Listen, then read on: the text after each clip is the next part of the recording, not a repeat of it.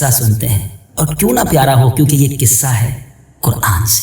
آئیے توجہ کے ساتھ اس قرآنی واقعے کو سنیے اور اپنے دل میں نور قرآن کی شمع کو روشن کیجیے۔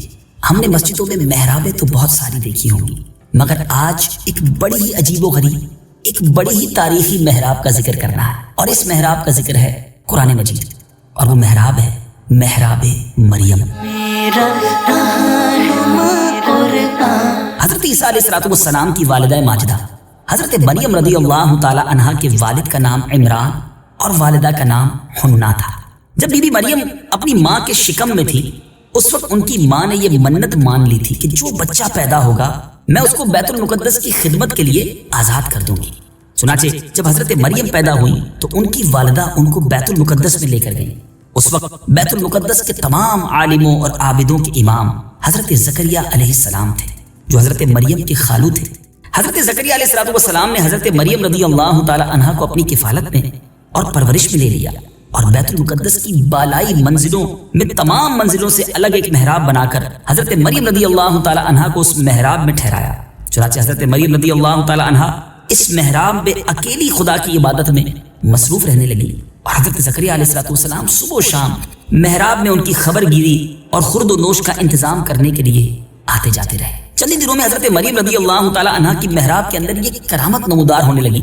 جب حضرت زکریا علیہ السلام محراب میں جاتے تو وہاں انہیں سردیوں کے اندر گرمیوں کے پھل اور گرمیوں کے اندر سردیوں کے پھل انہیں دیکھنے کو ملتے۔ حضرت زکریا علیہ السلام حیران ہو کر پوچھتے، اے مریم، یہ پھل کہاں سے تمہارے پاس آتے ہیں؟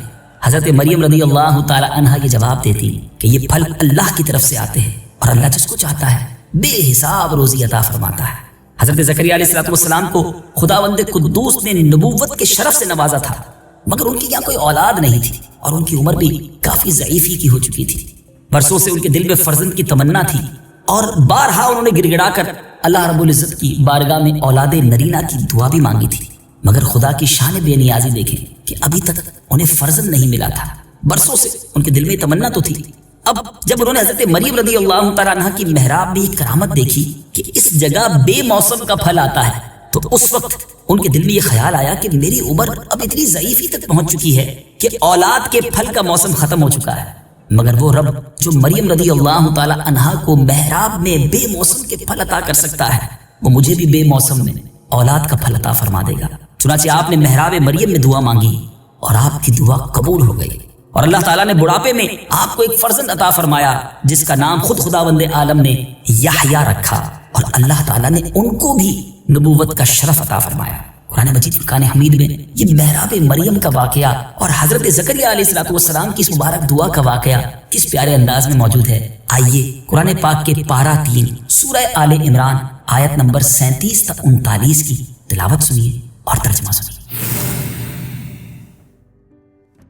فتقبلها ربها بقبول حسن وأنبتها نباتا حسنا وكفلها زكريا كلما دخل عليها زكريا المحراب وجد عندها رزقا قال يا مريم أنى لك هذا قالت هو من عند الله إن الله يرزق من يشاء بغير حساب۔ ترجمہ، اور زکریا کو اس کا نگہبان بنا دیا۔ جب کبھی زکریا اس کے پاس اس کی نماز پڑھنے کی جگہ جاتے تو اس کے پاس پھل پاتے۔ زکریا نے سوال کیا، اے مریم، یہ تمہارے پاس کہاں سے آتا ہے؟ انہوں نے جواب دیا، یہ اللہ کی طرف سے ہے، بے شک اللہ جسے چاہتا ہے بے شمار رزق عطا فرماتا ہے۔ هنالك دعا زكريا ربه قال رب هب لي من لدنك ذرية طيبة إنك سميع الدعاء۔ ترجمہ، وہیں زکریا نے اپنے رب سے دعا مانگی، عرض کی، اے میرے رب، مجھے اپنی بارگاہ سے پاکیزہ اولاد عطا فرما، بے شک تو ہی دعا سننے والا ہے۔ فنادته الملائكة الملائكة وهو قائم يصلي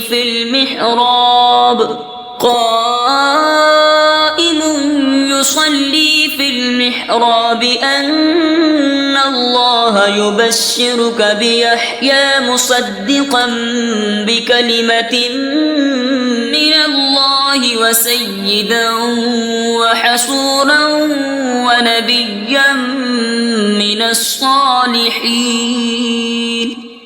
ترجمہ: تو فرشتوں نے اسے پکار کر کہا جبکہ وہ اپنی نماز کی جگہ کھڑے نماز پڑھ رہے تھے کہ بے شک اللہ آپ کو یحییٰ کی خوشخبری دیتا ہے جو اللہ کی طرف کے ایک کلمے کی تصدیق کرے گا اور وہ سردار ہوگا اور ہمیشہ عورتوں سے بچنے والا اور صالحین میں سے ایک نبی ہوگا.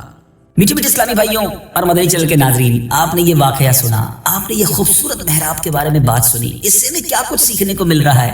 آئیے کچھ مدنی پھول قرآن پاک کے اس واقعے سے آپ کی طرف بڑھاتا ہوں. آپ بھی اپنے دل کے مدنی گلدستے میں سجاتے جائیے. واقعہ مذکورہ سے معلوم ہوا کہ حضرت مریم رضی اللہ تعالی عنہا صاحب کرامت اور مرتبہ ولایت پر فائز ہیں، کیونکہ خدا کی طرف سے ان کی محراب میں پھل آتے تھے، اور وہ بھی جاڑوں کے پھل گرمی میں، یعنی سردیوں کے پھل گرمی میں اور گرمی کے پھل سردیوں میں. یہ ان کی بہت ہی عظیم الشان اور واضح کرامت ہے، اور جو ان کی ولایت کی زبردست دلیل ہے. میٹھے میٹھے اسلامی بھائیوں، اس واقعے سے یہ بھی تو ثابت ہوا کہ اللہ والے یا اللہ والیاں جس جگہ عبادت کریں وہ جگہ اس قدر مقدس ہو جاتی ہے کہ وہاں رحمت خداوندی کا نزول ہوتا ہے، اور وہاں پہ دعائیں مقبول ہوا کرتی ہیں. جیسا کہ حضرت زکریا علیہ السلام کی دعا محراب مریم میں مقبول ہوئی، حالانکہ وہ اس سے پہلے بیت المقدس میں بارہا یہ دعا مانگ چکے تھے، مگر ان کی مراد پوری نہ ہوئی. اور ایک اور بڑی خوبصورت بات سیکھنے کو مل رہی ہے کہ جہاں اللہ کے مقبول بندے اور مقبول بندیاں چند دن بیٹھ کر عبادت کریں، جب ان جگہوں پر دعائیں قبول ہوتی ہیں تو ان مقبولان بارگاہ الہی کی قبروں کے پاس، جہاں ان بزرگوں کا پورا جسم برسہ برس تک رہا، وہاں بھی ضرور دعائیں قبول ہوں گی. چنانچہ حضرت امام شافعی رحمۃ اللہ تعالی علیہ کا بیان ہے کہ جب کسی مسئلے کا حل میرے لیے مشکل ہو جاتا تھا تو میں بغداد جا کر حضرت امام اعظم ابو حنیفہ رحمۃ اللہ تعالی علیہ کی قبر مبارک کے پاس بیٹھ کر اپنے اور خدا کے درمیان امام اعظم کی مبارک قبر کو وسیلہ بنا کر دعا مانگتا تھا، تو میری مراد براتی تھی اور مسئلہ حل ہو جایا کرتا تھا. کروڑوں شافیوں کے امام کا آپ نے عقیدہ اور انداز دیکھا. قرآن پاک میں بہت کچھ سکھاتا ہے.